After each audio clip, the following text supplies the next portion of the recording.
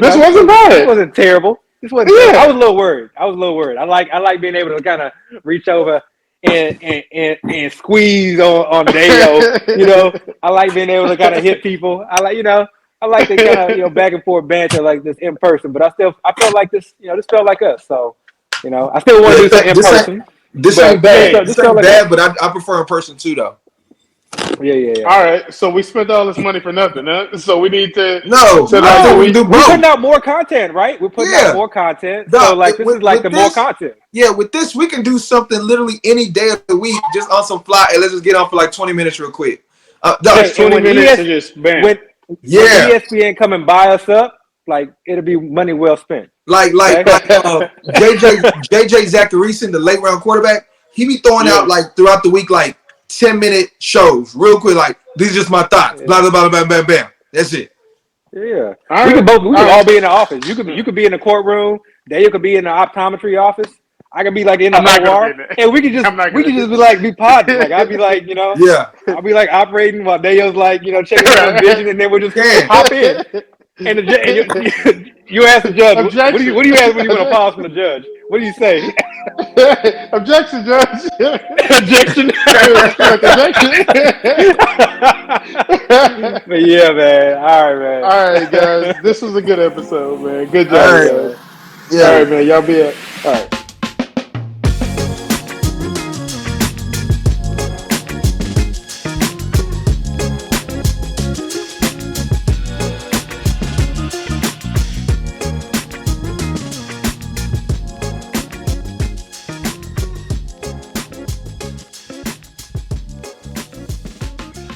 Welcome to First and 15, the only podcast that's trying to get you paid. I'm here with two-time FFPC champion AB. Alongside him is my guy, Dio the Machine. Guys, I want to talk about rookies to start it off. Once the season starts, everybody forgets about rookies. Let's talk about rookies who can make an impact in 2022. Not Dynasty right now, Dio. Let's talk about right now, rookies that can make an impact right now. Let's kick it off with rookies. Which rookies do you think can make an impact immediately on their teams? Yeah. So I think actually, the first thing is just kind of how you worded the question. I think we've got to be careful with, which is like immediate impact. I think what we learned from rookies, even the ones that just have had historic years, like a Justin Jefferson, for instance, it still takes them some time. So I think you have to be patient. So, when we say immediate impact, we mean basically like they make a fantasy impact that first year. Ideally it's a little bit early on, but sometimes it may take mid-season, and sometimes they may not break out until the end of the season, towards the end of the season. So it's important to kind of keep that in mind so that you don't give up on a guy too early. Sometimes it's not worth holding on, but sometimes it is. So for me, you have the obvious names of a guy like Breece Hall, who is going to likely lead his backfield in touches to some degree anyway, we would assume, whether that's with carries and receptions or one, versus the other. Time will tell, but I think he's definitely someone who can make an immediate impact. He's not necessarily someone I'm targeting, but definitely a rookie that can help out fantasy teams in 2022. But then you have just like a slew of wide receivers that I think is where most of the money is when it comes to some of the rookie players of the incoming class of 2022. And it starts with guys like Chris Olave, starts with guys like who I think Jahan Dotson, who could come in and really provide some value early on, but it's going like further. Those tend to be kind of my favorite picks. But then you have the obvious names like the Treylon Burks, or someone like a Drake London, who may come in and provide or become their team's true wide receiver number one. So, this year is, I think, unique in terms of where some of these wide receivers are coming in, where there's a significant void left and targets that have been vacated. So we may see wide receivers really playing a significant role, more so than we've seen in the past. But we'll see. And sometimes it takes them a little bit a while to become acclimated to the NFL system.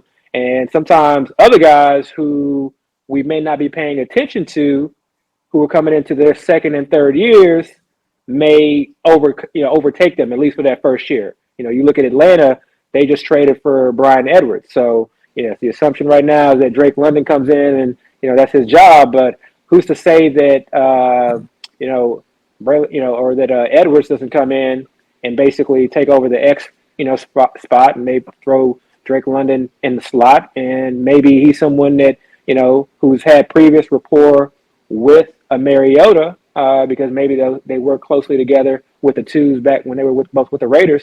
So things like that I think are also important. But yeah, this wide receiver class could provide quite a bit of value. Dale, who do you see in 2022 providing? I'm still going to stick with my word immediate value this season. Who do you see? I know how to separate the two. Come on, guys. I've had enough practice. I start off in redraft, so don't forget. So as far as the rookies are concerned, the only one I feel to any sense of confidence in is actually Breece Hall. For obvious reasons, he was the first running back taken. He was the most highly touted running back taken. Highly touted running back in fantasy during the pre-draft time period that people were kind of talking up. And he's in a backfield where, they have, I guess you can quote unquote say, an incumbent in Michael Carter, but he was a rookie last year and he didn't really just take over the backfield. He showed flat. Breece Hall going in there and become the number one immediately from day one, and actually producing is something that can easily be seen. Something you can play off pretty easily. So as far as the confidence level, I would say Breece Hall. As far as the other running backs, Kenneth Walker, he's a name. He's going to Seattle. I'm still high on Rashad Penny like I was last year. So I don't, I'm hoping Walker doesn't come in there and just take the job, but it's possible. And also, I wouldn't be surprised if they split the backfield. It was a two-head monster when it was Carson, and I'm saying Carson like he's gone. He's still there, but he's dealing with the injury. But when Carson and Penny were there, they were going to have a two-headed monster. If Carson's not playing and Walker kind of stays in that same role, then it's possible he can produce. As far as the other rookie running backs, I'm not really truly confident any of them having immediate impact. Maybe Dameon Pierce, if he shows something during the preseason training camp time period to the Texans, they decide to give him, the job or give him a fair amount of carries. Maybe Zamir White with the regime drafting him and, them not picking up Josh Jacobs' fifth-year option. My guy, Snoop Connor, I love. A big reason is because the Jaguars, new regime, they traded up to get him. We still don't know when James Robinson is going to return. And Travis Etienne, he's there. He's getting a lot of hype now.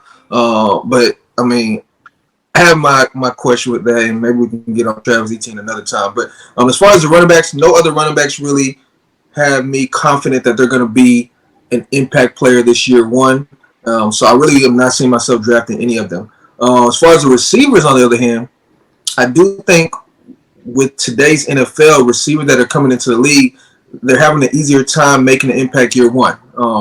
Maybe not day one, but maybe by week 4, week 5, once they kind of get the swing of how the NFL season is done, they kind of get used to the speed of the game. If they have the talent, they're able to kind of, show out. Jefferson ended up having a great rookie season. We saw Jamar Chase do it. Now, of course, these are, extreme cases that I'm bringing up. Rookies like that don't come out every year. But it just shows that, the game is not too big for rookies anymore. And I've always believed in the notion that in sports, the talent level just keeps increasing and getting better and better. So if you look at this draft, there's 4 or 5 wide receivers that were drafted in the first round. Starting with 2 or 3 in the top 10. And then 3 more within the top 6 picks or something like that. These teams are high on these receivers.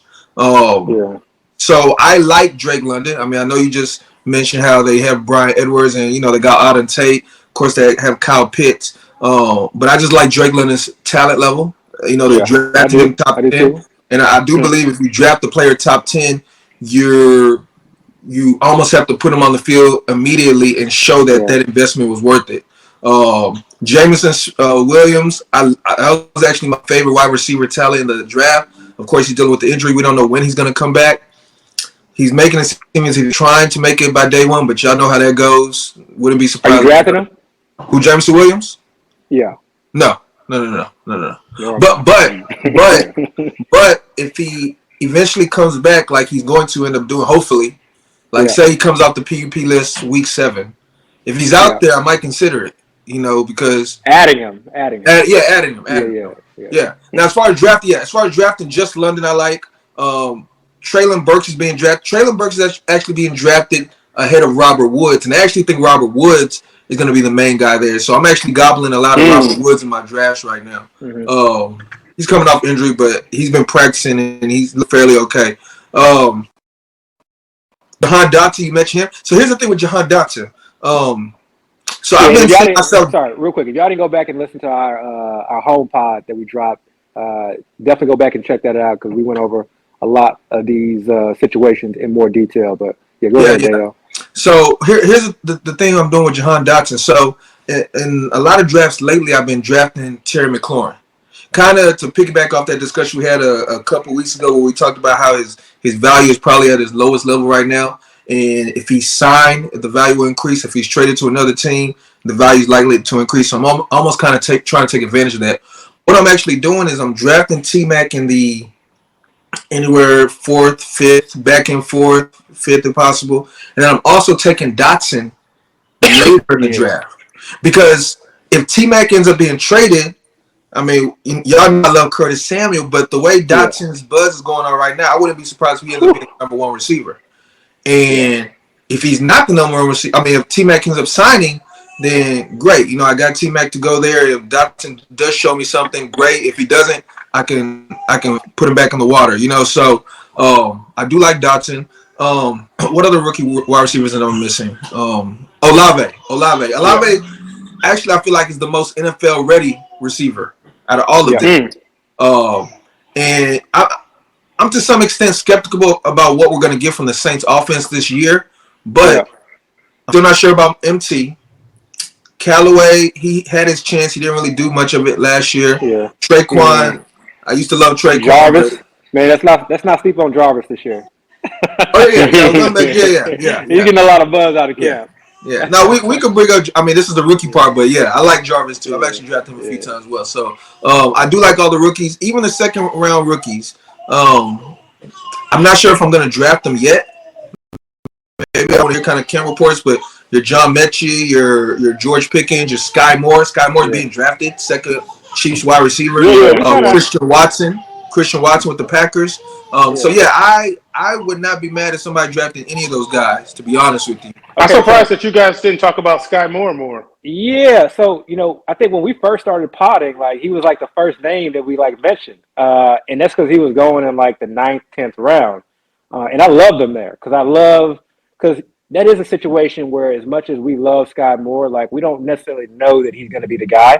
And like we talked about before, we don't necessarily know that there is going to be a guy. It may be spread around. So, is that a player that we want to, be drafting, in the 7th, 8th round, which I think where he's kind of going now. I think, ultimately you're going to want some shares because it's not so much, what is his production going to be, at the end of the year as far as total fantasy points.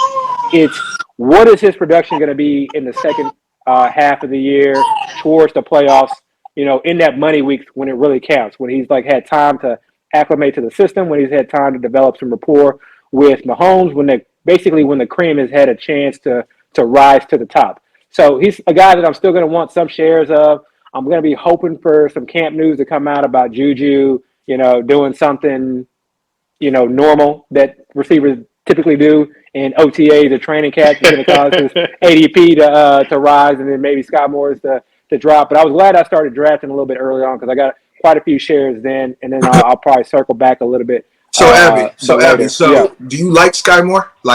Just in a vacuum? I love Sky Moore in a vacuum. Okay. Him and Jahan Dotson, are those are are the really rookie love. Receivers that you're really targeting. Mm-hmm. George Pickens. I know I love George Pickens too. Yeah. But I'm actually kind of getting more on the Claypool now. That whole we don't need a separate pod for the Steelers wide receiver. I got a lot to take. I like Claypool. I like Claypool too for where he's going. Yeah. He's one of those guys that we're gonna look back last year and be like, why did we just ignore him? Why did we? What role? So what? Okay, first of all, do you see Sky Moore starting out the gate? Or do you think I somebody's do. going to work I himself do. in the rotation? No. I do. I think for the role that he's going to be playing, I think he's going to be the traditional guy. You know, he may be a Z. So like three I receiver sets, or you actually think he's going to be I think he's.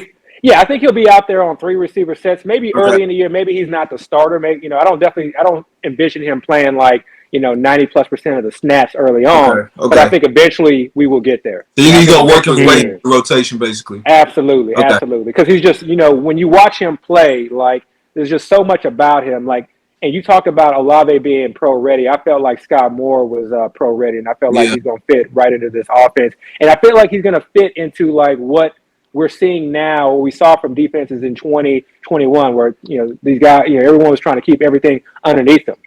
That seemed to be a defensive scheme that was working quite well. So the NFL kind of lags. So before it sort of kind of transitions away from that, I think a lot of these receivers that can operate in that intermediate route or intermediate area, close to the line of scrimmage, I think are really going to provide quite a bit of value. But then he can also, catch the ball going deep. He's just a dog. He knows. Yeah, smart, I guess my savvy, only knows how to get reservation, open. my only reservation with him, and I think we kind of alluded to this the first episode of this season, was I think Chris said it's almost becoming or feels like it could possibly be like a wide receiver by committee.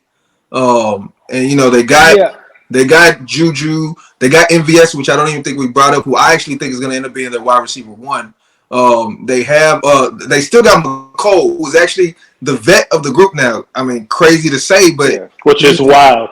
Yeah, he's the most tenured guy in the receiving room. And then they keep talking up, which I'm not sure if I believe it yet, but I used to be a fan of his, especially in college. Justin Ross. Now the undrafted guy, so the odds are very slim, but they keep talking him up. So it's like all these guys there, the ball can only go to so many players, and then of course the true wide receiver 1 is Kelsey, so that's my only reservation. And I hear you, but that's baked into the price. That's baked into the price. If we knew who the wide receiver 1 was going to be for a Mahomes-led offense, he wouldn't be going in round 7, 8 later. That's true. The way that I'm kind of like looking at this situation is it could be any one of those guys, but what do those guys do? Could MVS all of a sudden like learn how to run more routes than 9 and post routes?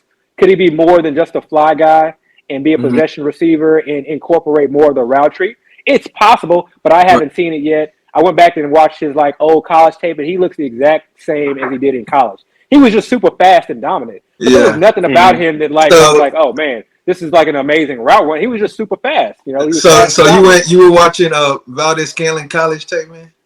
I mean, y'all got me. The dynasty got me watching going back. But I find that exercise. Hilarious. Look. I find that exercise like very, very helpful. A guy's been in the league for a year or two. Let me go back and watch his college tape.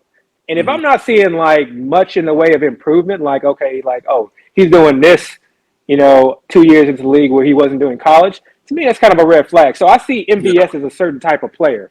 So already, like I've kind of eliminated him as like the guy, the number 1 as far as who's going to be getting the most targets. I got you. And then Juju, again, this is kind of my same argument for Allen Robinson. I've seen Juju the last 2 years. I'm going to bet on my eyes. He could definitely make a resurgence. Maybe he's more healthy this year. Maybe this is just the offense that he needs to be in. Got it. But what I've seen, is basically caused me to move him down my board. So it's almost like Sky Moore for you is like process of elimination, last man stand at the top of the mountain type thing almost. Yes, but I also like him a lot. Okay, I got you. And you guys didn't even mention like 2 of my favorite targets, like probably that I have like more of than any other receivers. On the Chiefs? Boy. No, not on Chiefs. I'm talking about the rookie wide receivers in the 2022 class. Wan'Dale Robinson. Don't laugh. Wan'Dale Robinson. I'm gonna beat this New York Giants value all season. Wan'Dale Robinson's like I want one New York Giant. Bro, you can get Wan'Dale in like the 18th round, bro. Yeah. So if I miss out on Tony, I don't get Galladay. You can best believe I'm going after Wan'Dale. Okay. And then I think you'll go after Wan'Dale even if you got those dudes. I mean, stop playing. That's true. But like, here's the thing about Wan'Dale Robinson. What does he do that Kadarius Toney doesn't do? And so why? I mean, like, why should we invest in Wandale when The it only, seems the like only. Let me answer just one part of the Abby. I'll let you take over. Is that a red cup? Yeah. It's like man, 1990. It's like the house party. I'm at the house and we're having a party. I'm at the house and we're having a party.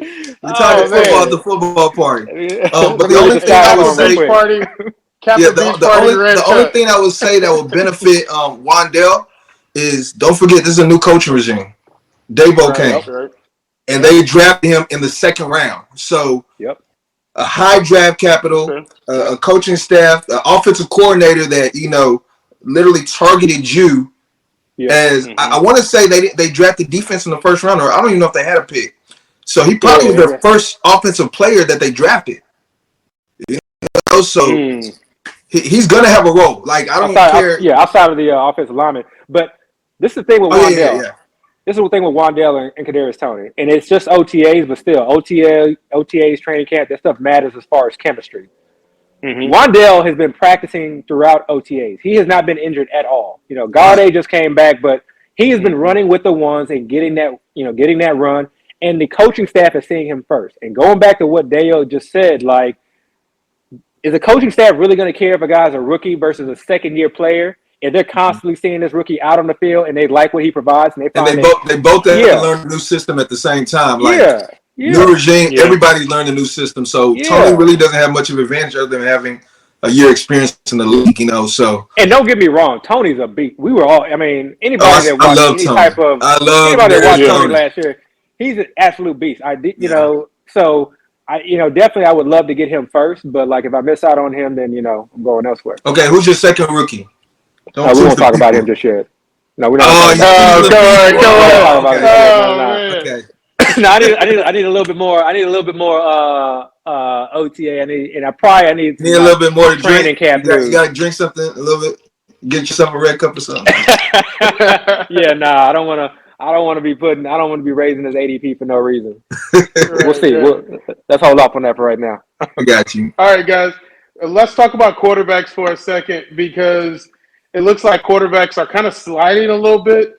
So how deep is the quarterback position? And secondly, when should you draft a quarterback? Specifically, that question is for you, Dio. But AB, how deep is really the quarterback position? All right. You know how every year they say, man, wait on quarterback because it's deep as hell? Every year I'm like, that's a lie. Okay. This year, however, to me, quarterback is deep as hell.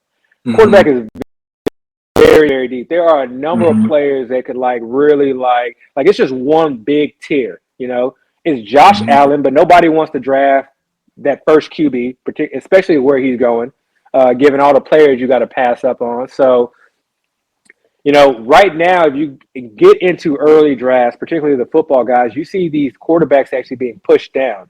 And I think that's because people realize, it's a very, very large tier. So why be the first one to jump in and take that tier? So for me, you got the obvious names as the Allens, the Mahomes, the Herberts. But you're seeing guys like Kyler Murray and sometimes at times Lamar Jackson, and definitely Hurts going in the 8th and 9th round. Excuse me. I'm giving out all my secrets. You all right over there? I'm dying over here. My mind's like, stop it. All right. Yeah.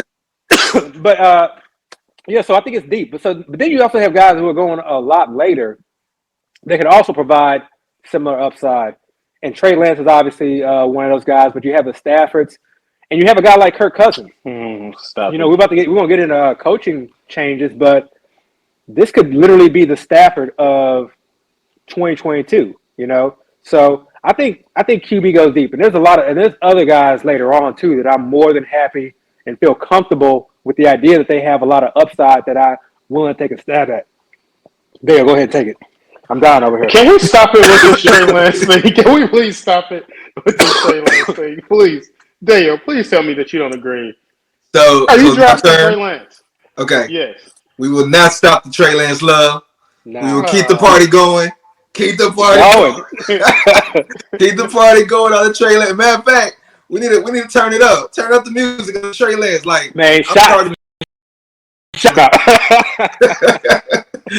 I'm targeting Trey Lance. So I think the question for me was, when are you drafting your quarterback, right? So for what I'm seeing in the drafts, like Abby just said, well, I'm not going to sit here and tell you when you need to draft your quarterback. But what I am going to say is the value in quarterback, like Abby said, is so deep. You can wait very long until you need to get your quarterback. Personally, I've been willing to be the last team in my drafts to draft a quarterback. Sometimes even after a team that drafted their second quarterback, because what I've seen is once you get back past those top 12, and I can't rattle all their names off the top of their head, but the usual suspects. Once you get to quarterback 12, 13, 14, 15, you start seeing names like Dak Prescott, Matt Stafford, Trey Lance, Derek Carr, Aaron Rodgers. Derek Carr, who I'm actually kind of high on that Raiders offense this year. And then Abby even said he go just a little bit deeper. You have Kirk Cousins. If you're thinking maybe Miami might be able to do something with all this hype that's surrounding them, Tua's there. I'm definitely not advocating Tua, but he's just another name there. So these are all quarterbacks that you can actually get after the top 12 quarterbacks are going. Davis Mills. Don't draft Davis Mills. No. I'm a fan, but don't draft Davis Mills. We're not going to have that type of offense.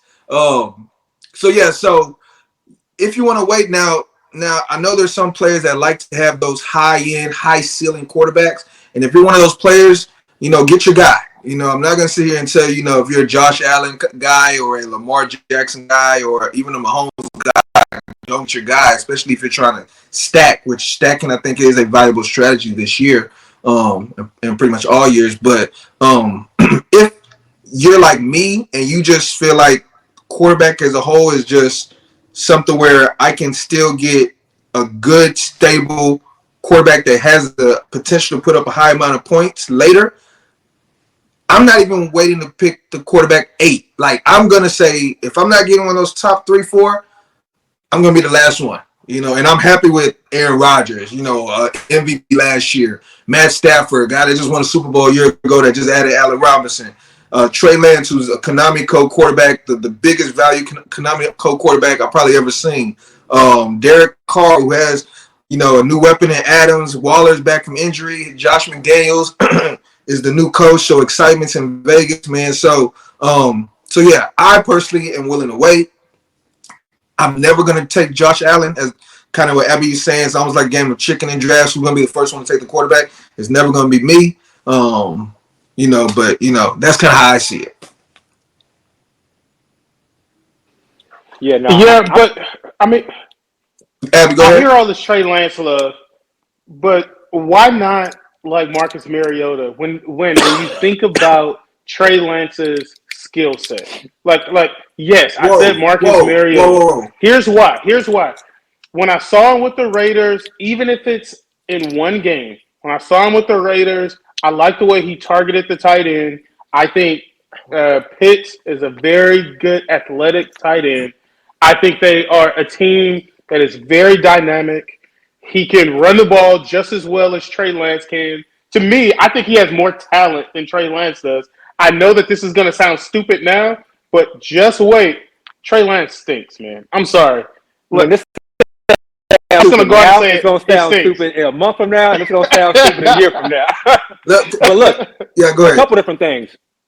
One, Mariota's not all that talented. He can run, but he's not all that talented. Trey Lance is a talent. I think people think of him as just as running quarterback. Dude has arm talent, okay? And all the reports of camp have been that he's really progressed. 2, I don't want a quarterback on a bad offense. Like, I want my quarterback to be able to score touchdowns and put up points. And right now, you're looking at a quarterback who has the likes of Debo, Ayuk, Kittle, and a strong running game versus a quarterback who has no running game, who has Pitts, but who's still a young and up-and-coming tight end, and then who has Drake London and, Brian Edwards. Like, the offense. And don't forget Auden Tate. Don't forget Auden Tate. Yeah. And then we're not even getting to, just like the success that the San Francisco 49ers offense has had. So I think it's important. Yeah. I did want to bring up one thing, though, a couple different things. One, I'm taking advantage of all of these, the second-tier quarterbacks currently because of where they're going in drafts. If you have a chance to kind of fill out your skill positions and then draft a quarterback, like I love doing that. Like I love getting Murray, Hurts in round 8, round 9. I even love it more. You're still passing up on some good players, but I anticipate that their ADPs are going to increase and rise as we move forward. So I like getting that value currently right now. And the other thing too is like I do think you want to diversify to some degree because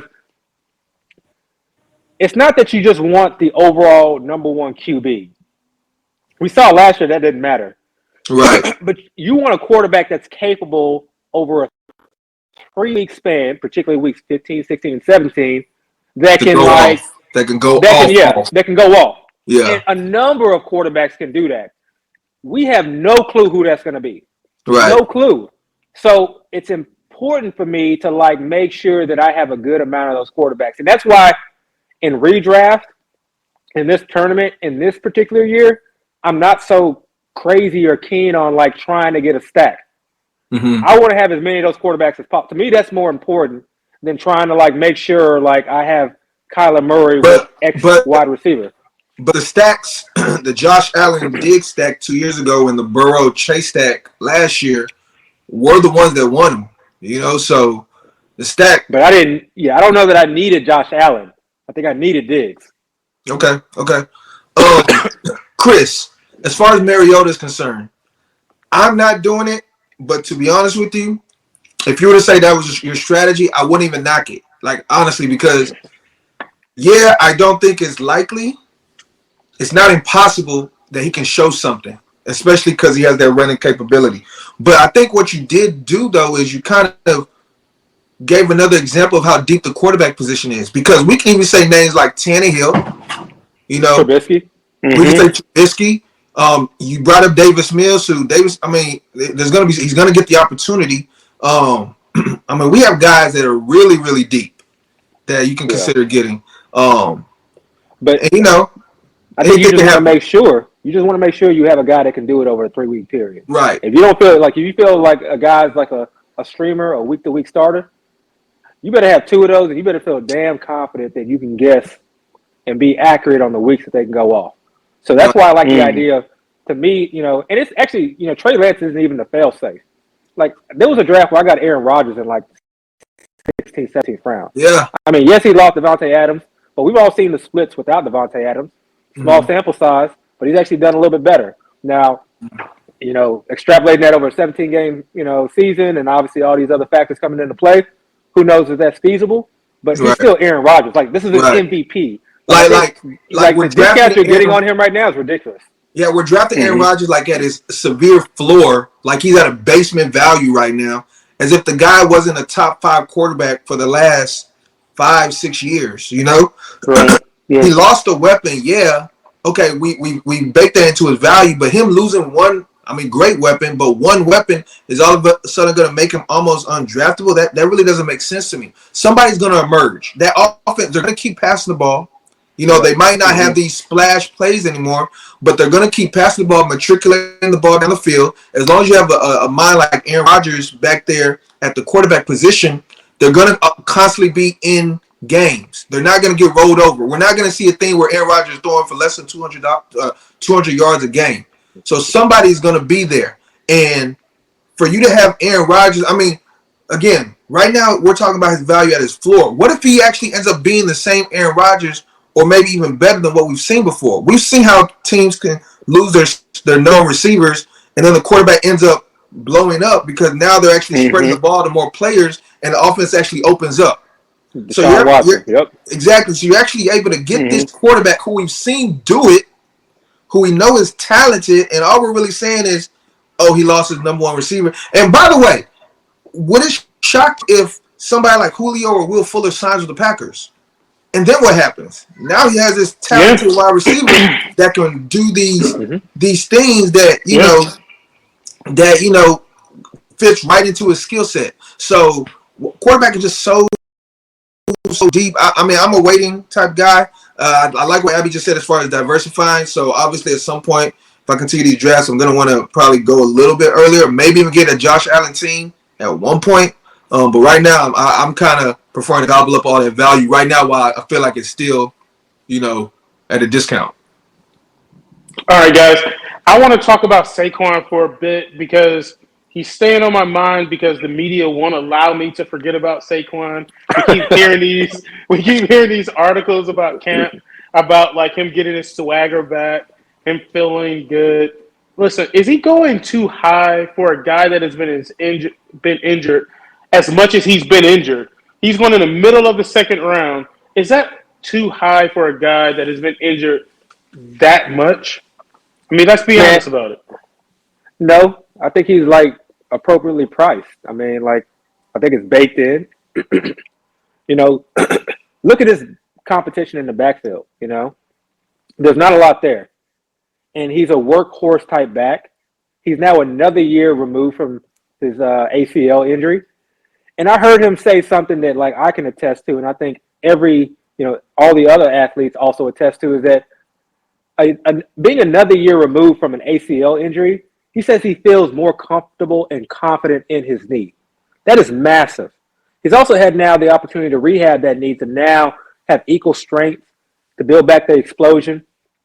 He had a lot of secondary injuries, which is something that we can see on a player coming back off his first ACL injury. And granted, that's something that I think this year I'm adjusting with my game. I'm no longer taking that post ACL discount. You know, it needs to be a massive discount, or for the most part, I'm just going to avoid. You know, J.K. Dobbins, I think I'll kind of settle in that I'm likely just avoiding that situation altogether. But now, 2 years removed, a guy who was who's still young, and now I was high on that. I was like, expecting the Giants offense to hopefully break out because of all the offensive weapons that they had last year. But the one thing that we kept going back to was the head coach, Jason Garrett. Now that's been removed, okay? Offensive line is also better. You bring in Dayball, and I love the idea that they're using him as a wide receiver. He said it himself. They are going to be moving him around the field. He says, I haven't been moved around the field like this since college. Things like that, quotes like that, are so important. And then the last thing, and this is something that's very important, I think, that goes unlooked, is that the Giants were a very slow team on purpose because they knew they were bad. They knew their defense was not elite. And they knew that they had to basically just sort of kind of, shorten games as much as they can. Basically the Pete Carroll effect. I hate those offenses, okay? Dayball is someone who wants to move fast. He wants to be up pace. That hopefully results in more plays, more fantasy points, and better production. And one thing I love doing and listening to is offensive linemen. And Feliciano was at a presser, I think, and he was talking about how the pace for the Giants is going to be quicker. So everything is pointing towards this offense at least moving faster, at least being more creative, less mundane, less predictive. So hopefully all that results, I think, in a better production for Saquon. He's literally someone who could, at the end of the year, you're not going to be surprised if we say, oh, Saquon was the overall number one RB. You wouldn't be all that surprised because if he ends up catching 70 to 80 balls, which is well within his realm of possibility, rushing for over 1,600 yards, and ends up with double-digit TDs, you're looking at the number one overall running back, maybe the number one overall fantasy player in fantasy football. And you're getting him in the mid-second round. So I think it's appropriate. I'm done.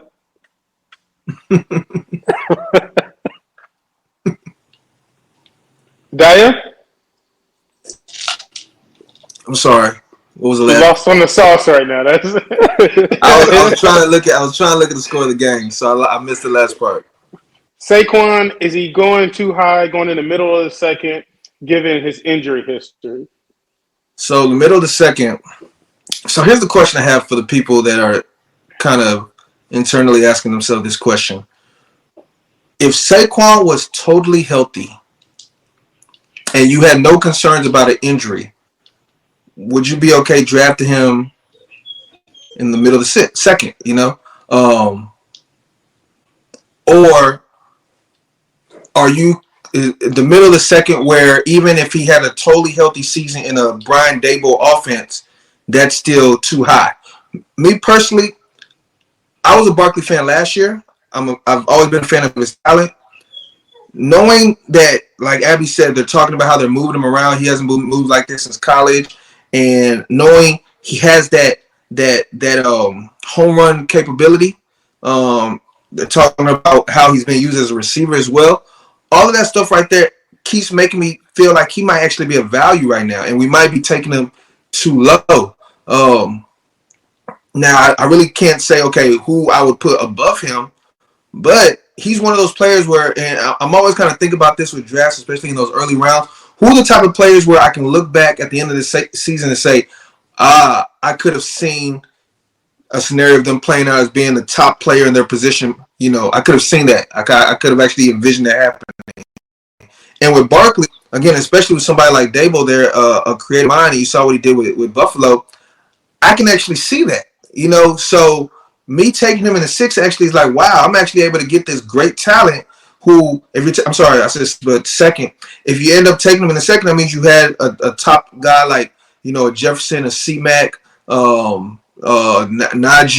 Eckler in the first round, just pairing those two guys up, you know, that could be a championship pair right there. So me personally, I don't think he's somebody that's being taken too high. I'm not too concerned with the injuries because, like Abby was saying, it's the second year from the ACL, but the injuries last year were more so to do with non-ACL things, like his ankle. He had like a sprained ankle or something like that, and he had to miss a lot of games. I think he had a hamstring injury, and he had to miss. So those are things that can kind of be one-offs. Like, you really don't hear many players like, oh, he constantly has an ankle injury or something like that. So if we know he's past that, I think he's somebody that you can actually take and have confidence that, you know, you can actually have a potential running back one at the end of the season. With that being said, he has been hurt the last 2 years. So if you're going to take him, I really strongly advise considering handcuffing him with Breida. You know, Who would you take, Swift or Barkley? At the moment, Swift. So why is that though? We look at injury history. Swift is always injured. Yeah, but again, I'm not really concerned about injuries at all. Like, injury has no part of it. I like the way the Lions used Swift last year. They passed to him a lot. He actually almost was like their wide receiver one with the amount of usage he was getting in the passing game. They have a good offensive line that they've actually invested in. They're committed to running the ball. He's their main only back. Like, I don't even know. I guess Jamal Williams is still there, but other than that, they really don't have much competition there for him. Yeah. And the fact that he did what he did last year when the offense was like bottom of the barrel, you would assume, like, I usually don't like to assume, but you would assume they're going to get better this year. So if he did what he did last year with such a bad offense, this year, I mean, I think, you know, it's one of those things where I've kind of seen it already. With Barkley, I can talk up how, you know, he has Daboll and they're saying they're doing this or saying they're doing that, but we haven't seen it yet. You know, so, you know. Swift, I'm kind of there with you. I think that's kind of like my cutoff point. And I'm kind of go back and forth. It'll be one of those things where maybe one day I take Swift, one day I take Barkley. I will say with Swift, as somebody who was like high on Swift, and I find myself doing this with a lot of players this year. It's like players that I was super high on last year that I loved. I'm like, just like, you know, seem to be very, very underweight on. There's like a list of them. Right. And Swift seems to be one of those ones I haven't like quite been able to get there. Well, I think that's partly due because where he's been drafted, right? He's been drafted now. No. It really what it is I watched pretty much every single game and every single snap that he took last year. Okay. And it wasn't a situation. Yes, he had some design passes out of the backfield, but I felt like a majority of his passes and receptions came because they were so far down in games, and they were like just basically dump offs. Like, we're out of this game. Garbage stats almost a little bit. Yeah, exactly. And I hate like banking on the garbage stat. I got you. Especially if it's a team that's kind of improving. Because I don't. And again, I keep asking people to put out these stats, but if someone has analytics on like where most of his production came from, I would not be surprised to see that like a good majority of his production came from the fourth quarter or when they were like trailing and when it was like little time like left in the game. So Right. I wonder is like a better team is like, healthier Hawkinson, a more established Amon-Ra, including more of a veteran receiver like DJ Chark. And then when Jameson comes in, do we see less? Because in my mind, like a good offense is not one that targets their wide receivers or their running backs very heavily. I got to me, that's like not a good. So to me, that's the one aspect of Swift that like worries me. And he's never been a good like in between the tackles runner with vision. If there's a crease there, boom, he can take it to the house. Right. But he's never been that guy that like is gonna be able to like get you those tough yards to like really like had the great vision, and he can always improve on that. That was crazy. But I didn't see that last year. So all those little things to me, like I'm like, did I and we talked about it last year. We talked about that was the reason why we wanted to draft Swift because they weren't going to have anybody else to throw to. They were going to be behind in games, and we were just going to rely on that. And I don't know if I can rely as much on that this year. So I'll have some shares for sure. But it's crazy. Everything you just said about Swift, honestly, can possibly be said about Barkley. Like literally everything you just said.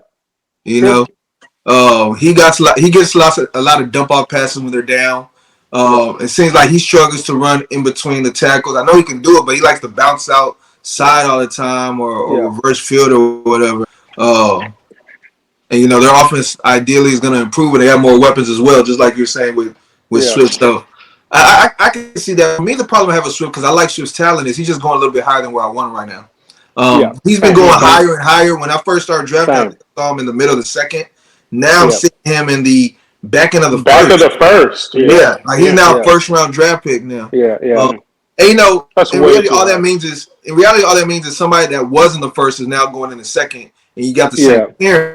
But it's just the fact that his value just keeps going up and up and up and up. So it's gonna be hard for me because I like the guys there. But at some point, I have to get some Swift. I have to get Swift. But you made some good points. I'm definitely gonna kind of take that away and kind of think about that. So I'm looking at my last draft, and one question that was asked is, who would you take ahead of Barkley? I'd take Aaron Jones ahead of Barkley. He went after. I take Aaron Jones before Barkley. He went after. I take Mike Evans before Barkley. He went after. But as you guys know, I'm high on Mike Evans specifically because Godwin is injured. A person who shall not be named right now, because I think we're all drafting him right now super late, is also on that team, may command some targets, but I still see Mike Evans as the number one. I take Deebo Samuels. He ended up going after Barkley. I might take Deebo over Saquon as well, and Kyle Pitts. I think Kyle Pitts is a safer bet. I think he's going to get a lot of targets. What about Chris? What about Kamara? I take Alvin, but the suspension is kind of lingering out there. Right. I still take Alvin Kamara over Saquon. That's interesting. Okay. I mean, outside of Mike Evans, like you can make a good argument for like literally any of those guys. So I mean, I don't necessarily I wouldn't like knock you for taking any of those guys ahead of them. But all those guys he said are like second round picks. So that's exactly where Barkley's going right there. Yeah. But what about Chubb or James Conner? And that's where I was about to go. No, Nick Chubb. Who would you rather take, Nick Chubb or Saquon Barkley? To me, Nick Chubb is the better running back. So okay. I'm sorry. So you really see Barkley as more of a third round pick because Chubb is going to like end of the second, early third. Yeah. Mm-hmm. What about James Conner? I see him around James Conner. Like that's where I would Okay, try. so who you picking on the clock? James Conner. You need a running back. James Conner or Barkley?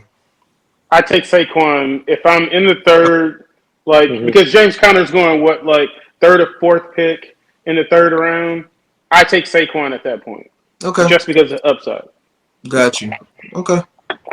I'm a little higher on Saquon. I'm kind of just blinded by his college profile and just knowing he has that breakaway type skill set.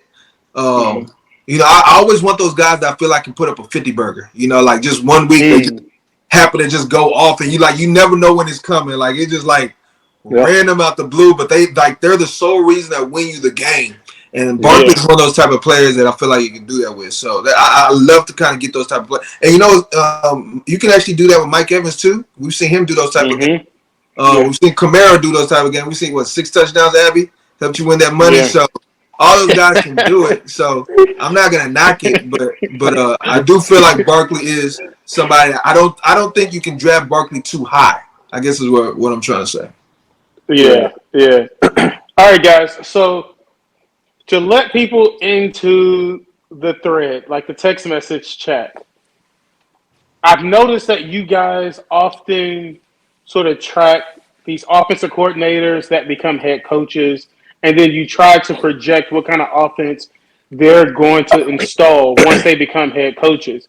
And so, for instance, like the Giants is a team, Brian Daboll coming from Buffalo, going to the Giants. They have a lot of talent on the Giants offensive staff. So how important are these coaching changes, and how important are these offensive coordinator roles? Like, how often do you guys pay attention to those, and does it really move the needle for you? 100 all the time. Yeah, 100%. All the time, 100%. Yeah, everything. Yeah. Especially as a head coach was previously an offensive coordinator on the offensive side of the ball, or the head coach, is a defensive coordinator or was previously a defensive coordinator. So you look at the situations like the Bears, where Eberflus coming in, he was a defensive coordinator with the Colts, and to me, like, already you just kind of see a situation where it looks like they want to pound the run. So that's going to kind of have some effect. I'm still, high on Mooney, but like a guy like Justin Fields, I'm not as high on. Like, I understand, like, the idea of what he could be in terms of him breaking out, but like that situation in itself and kind of just like reading the tea leaves as far as like how they want to set up the offense has me very bearish on, anyone outside of Mooney in that offense, basically.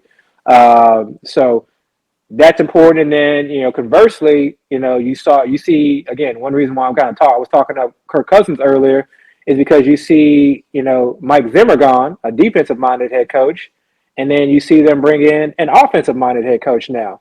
So now they see a situation, and Jefferson has already kind of alluded to this as well. We're like, leaving the Stone Ages when it comes to the offense, and things are being opened up. We already talked about who one of my favorite running backs is. So, like, I feel like this is an offense that has the potential to catch fire. And one guy that I'm like has like not been getting a lot of, but I'm really gonna start doing that now is Adam Thielen. I know Dale was kind of questioning the idea of Jefferson being that overall number one wide receiver, and that kind of like at first I was like, oh, okay, yeah, I mean, I see where you're coming from, but like didn't think too much of it. And then I started kind of thinking, I was like, that number one wide receiver, a lot of it has to do with touchdowns, just definitely receptions and yards play a role. But, those guys typically get those, but touchdowns weighs heavily, and if we're seeing this sort of kind of Rams offense again, it may be something like it, maybe that he gets his own, but if it's something like the Rams offense, I mean, could you see a situation where like Thielen, not necessarily as Cup, but something like Cup, or at least is like, just, dominant in the red zone? Because we've seen that from him in the past. We know he's a very, very good route runner. So what I'm saying is just like, Thielen's going very late right now. So like, Cousins obviously goes super late, but like this is an entire offense that like, outside of Jefferson, like you could be like getting at value because like we saw a defensive minded head coach who like, maybe restricted the offense in certain ways where this offense now may be able to open up. So situations like that I'm paying attention to because this has a potential to just like, and then the Giants, obviously, we've talked enough about the Giants, but that may be another one. But I'll let kind of Dale take, the rest to talk. Thoughts on it. KJ Osborne, listen, he's going to take over that second row. But go ahead, because we'll get to that next. First of all, Osborne is not. It's definitely going to be Thielen. Osborne need to watch out for Marisette Smith, Amir. Don't sleep on him, but all these coaches, like every single coach, not only just offensive or OC, but I pay attention to even the defensive coaches what's going on there. Because if a team has an improved defense, usually, you try to look at those correlations. The offense doesn't need to score as many points, or offense tend to have shorter fields, or you just kind of look at the whole picture and kind of have an idea of how the team is going to evolve or change. But yeah, those coaching changes, I would argue, is probably the most important thing when evaluating players' changes in values in fantasy by far, because the talent level is not changing. The players they're playing with, change a little bit, but maybe this offseason is the exception, but most of the time teams tend to have similar type of personnel every season. The biggest change by far, though, is having a new offensive system being utilized for the team, and it can change, the whole makeup of the fantasy landscape. You go from a team that likes to, run the ball an immense amount. Like if you look at the Chargers when they had Anthony Lynn, and he actually preferred to run the ball. Even Zimmer prefers to run the ball, and then you look at them switching to more of an OC that likes to pass the ball, like the Chargers got Lombardi or whatever, and now you see Herbert throwing it like crazy. You see the Vikings got what's his name, O'Connell from the Rams. We expect him to throw like crazy. So you kind of have to look at that and kind of help you.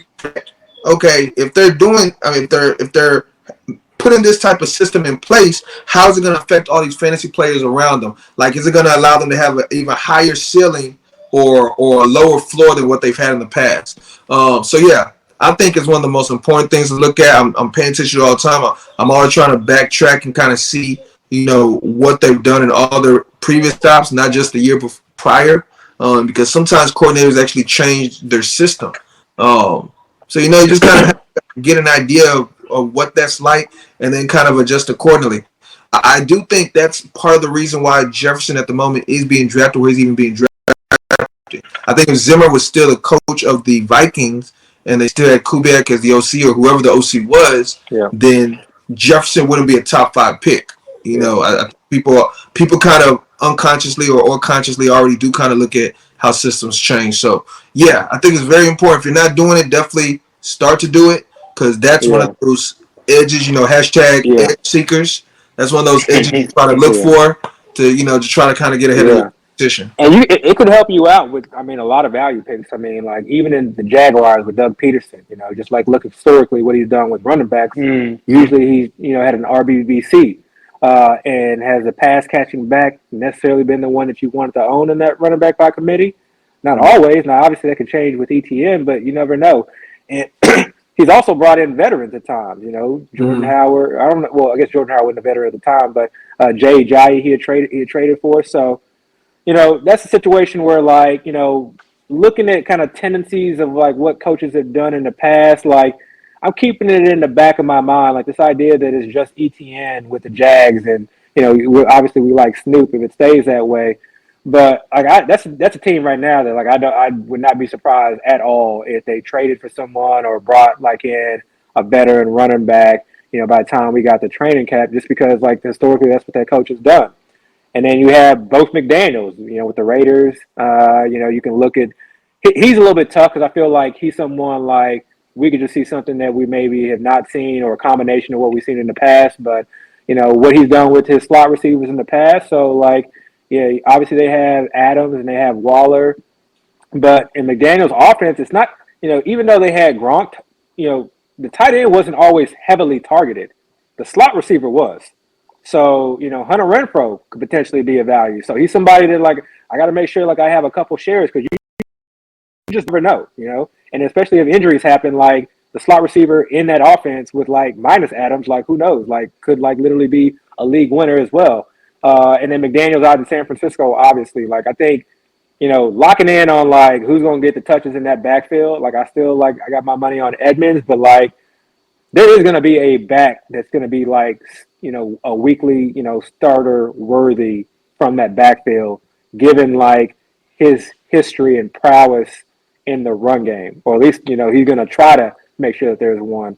I don't think it's going to be a situation where we're going to be like trying to guess week to week. I think we're going to have a guy, he's not going to get 100% of the touches, but he's going to get enough touches to where you feel comfortable putting him into the flex or the RB2 situation. So, yeah, just knowing the coach's tendencies, knowing what they've done in the past, knowing like how their offenses have run. And Peterson again with the tight ends, that he's worked with in the past. Some of those things, they may be helpful to just kind of move the needle just enough to where maybe you kind of, increase or lighten your exposure on certain players. So real quick, Abby, what Yeah. what are you doing? So here's the question I got, and I've always tried to kind of figure out where I stand on this or how to wrap my mind around the whole concept. But we always talk about, coaches changing or going to new teams and how that affects their offense. But I don't think we talk enough about coaches that have left the team and how the team that they left affects their offense. Because, in one sense you could say, especially if they don't hire somebody new, that they're going to keep the same system and they promote it internally, and whatever they did last year is just going to be the same thing they're doing this year. But then if that's the case, what value did the coach that left actually have there? What did he did he actually have a system that only he understands that he can run, and that's what they ran, and now that he's gone, they got to switch it up? Or did he have such a system that was able to be taught so easily that the next guy in line will just kind of streamline it?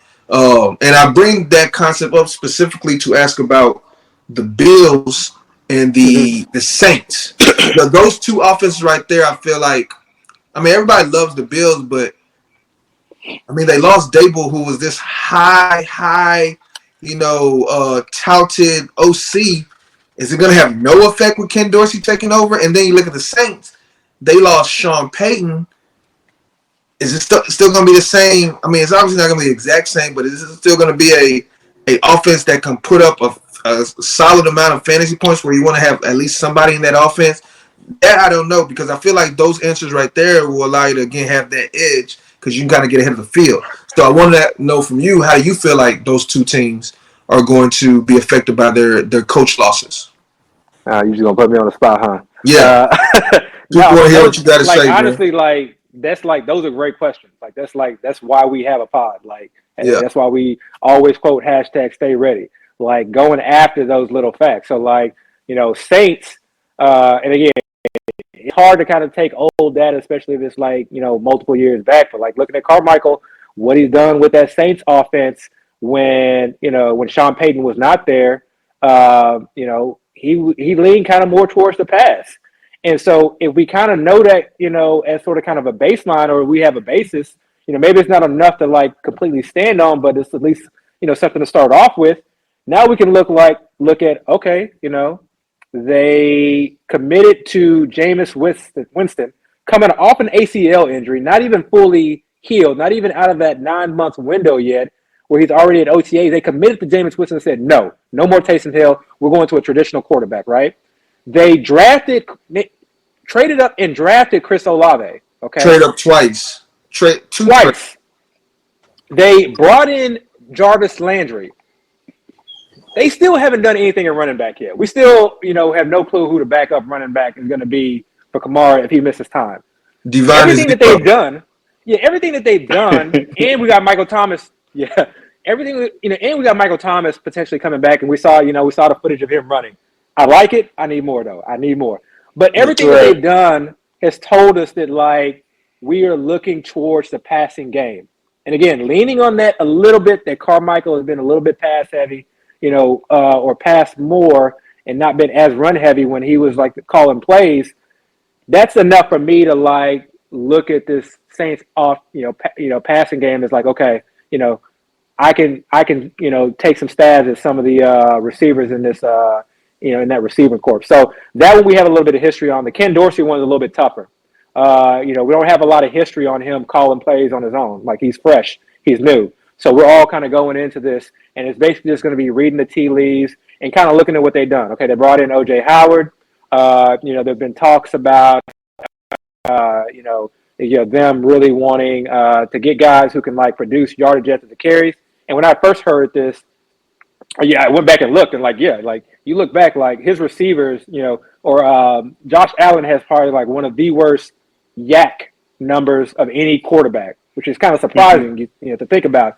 So, but you look at what they kind of, did with Shakir, drafting him, and, obviously they retained McKenzie, but they brought in Jamison Crowder to me, who's a younger, faster Cole Beasley, and they've been always looking for this like pass receiving back. They tried to trade from CMC. Per reports, they thought that they had McKissick, and then they went out and drafted Cook. So they're looking for like guys who they can put the ball in their hands, who can do some damage after the catch. But do they want to run more 12 personnel? Or are they going to kind of have the same offense? That I don't know. So I'm a little bit more weary of that situation, which is why outside of Diggs, I'm not going crazy.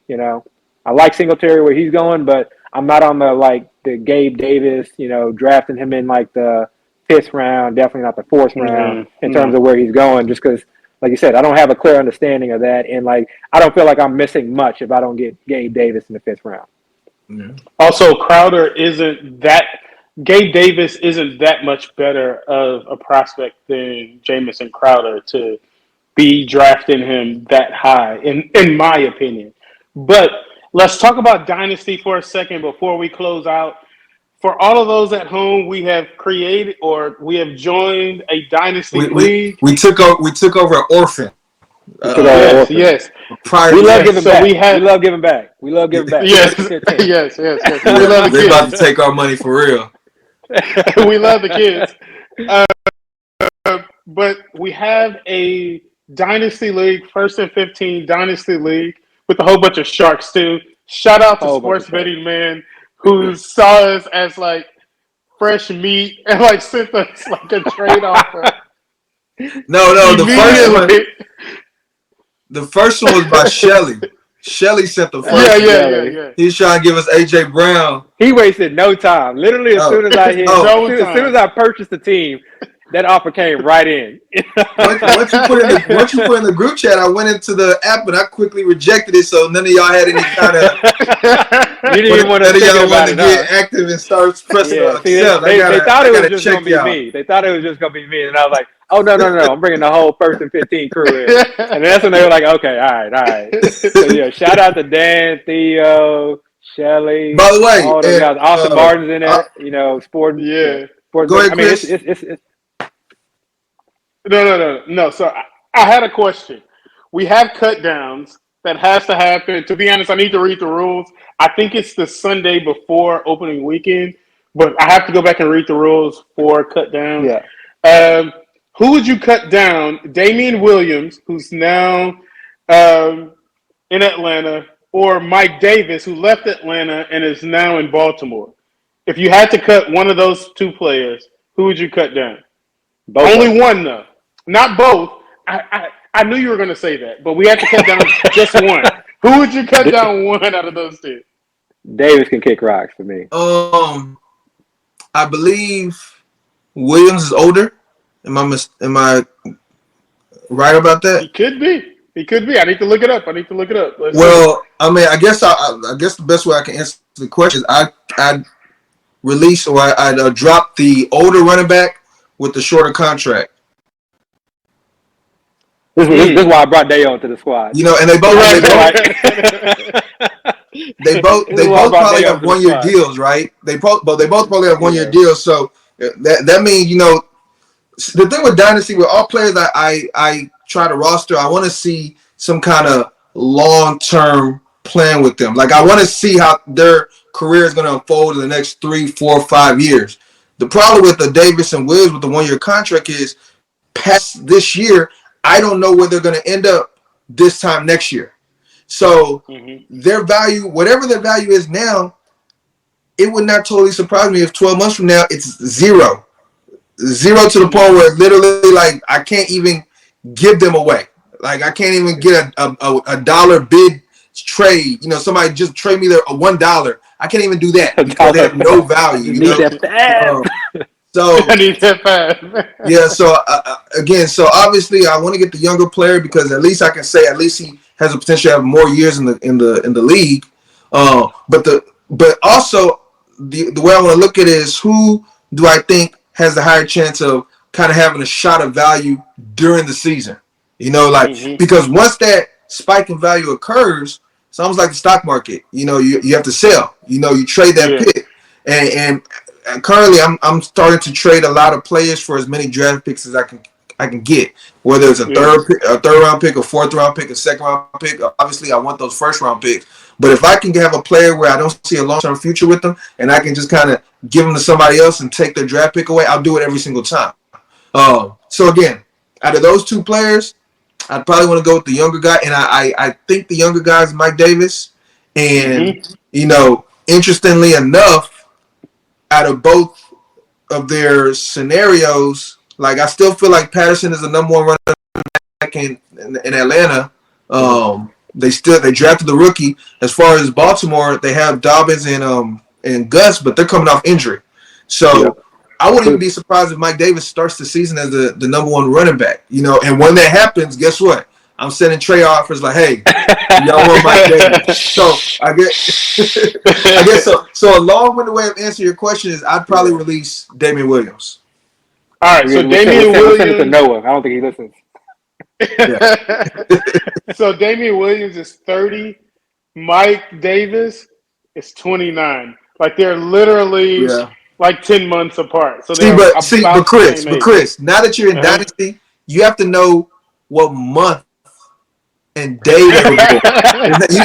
You can just know their age. Like you gotta get deep. You gotta know somebody's 3 months older than such and such player. You ain't ready, man. Come on. I'm not ready.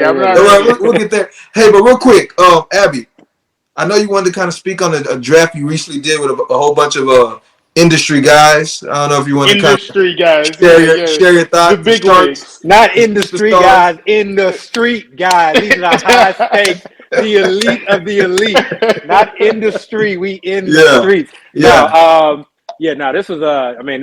This draft was like just full of sharks. Sharks. Austin Martin, Theo, Dan. Well, what's the name of the draft? Give them it's called the Hardway Draft. Muzio. Noah's in there. Hollow's in there.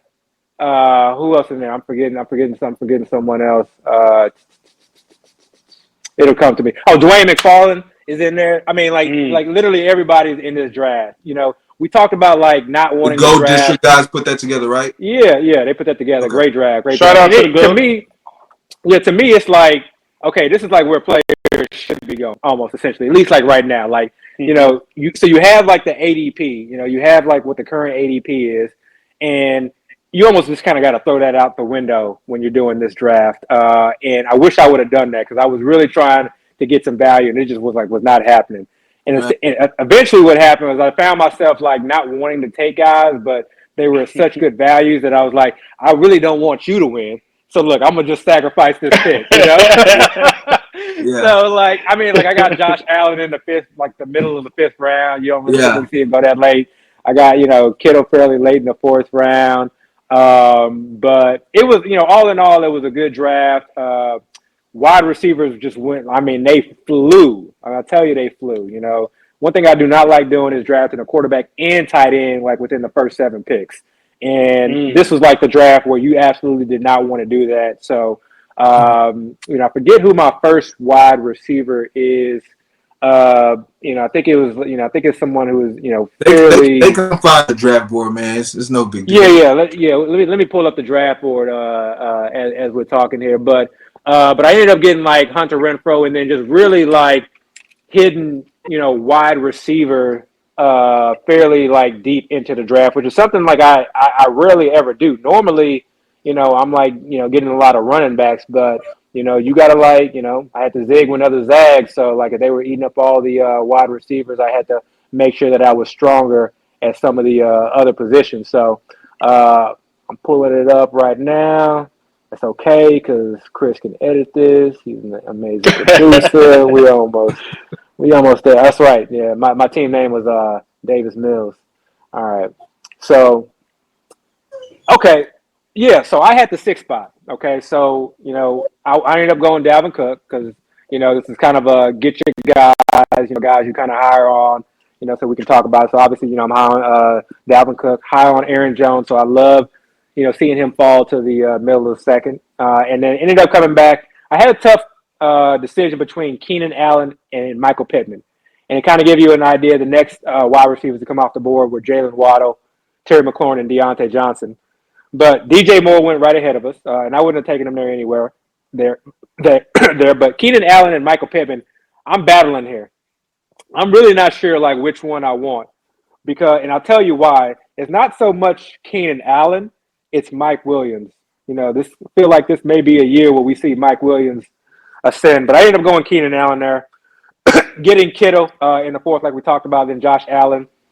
And then CEH in the 6th. You know, we're not going to get too much into CEH, but went ahead and grabbed him there. And really, after CEH, like the next wide receivers were Thomas, Drake London, Trey Burks, Brandon Ayuk, and Devontae Smith. So I still felt like that was like the right choice for me. And then I ended up going Hunter Renfrow with the idea that, oh yeah, I come back, I'll be able to get a Russell Gage, Sky Moore, Kadarius Toney if I have to. No, you're giving up to all me. those players. You're giving up to me. Yeah. All those players went off the board.